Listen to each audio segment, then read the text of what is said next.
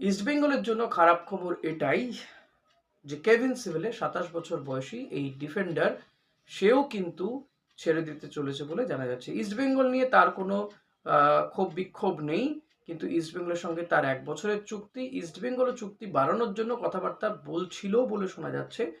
But in between সে নাকি Kevin সিভেলে নাকি আর ভারতে থাকতে চাইছেন না, কারণ ক্যারিয়ার অনিশ্চয়তার মধ্যে পড়ে যাচ্ছে। খুব স্বাভাবিক, ফুটবল সিজনটাই পুরো বসে বসে কাটাতে হচ্ছে তাদেরকে, বন্ধ সুপার কাপ খেলে তারা ছুটি কাটাচ্ছেন। এখনো প্র্যাকটিস কবে শুরু হবে কোনো দিশা নেই, কবে আইএসএল হবে কোনো দিশা নেই।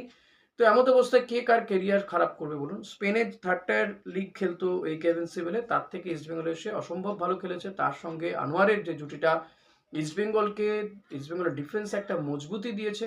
আহ, তো এহেন কেভিন আবারও স্পেনেই ফিরে যেতে চাইছে বলে জানা যাচ্ছে, এবং একটি বড় মিডিয়া থেকে এরকম খবর বেরিয়ে এসছে যে কেভিন হয়তো বিদেশে চলে যাবে, এবং সেই ক্ষেত্রে সে স্পেনেই ফিরে যেতে পারে, হয়তো থার্ডটার কোনো লিগে তার কথাবার্তাও নাকি চলছে। তো কেভিনের চলে যাওয়ার চান্স বাড়ছে নিঃসন্দেহে। আমি জানি যে those who are the east Bengal supporter, তাদের জন্য এটা হৃদয় বিদারক একটা খবর। তারা খুব ভালোভাবে মেনে নিচ্ছে না, মানতে পারেও না, আমরাও পাচ্ছি না।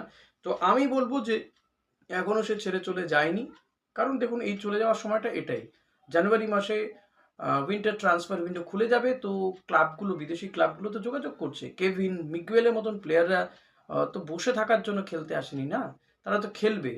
তাদের এই বয়স ২৬-২৭ বছর বয়সী প্লেয়াররা কি করবে? বসে বসে হাওয়া খাবে?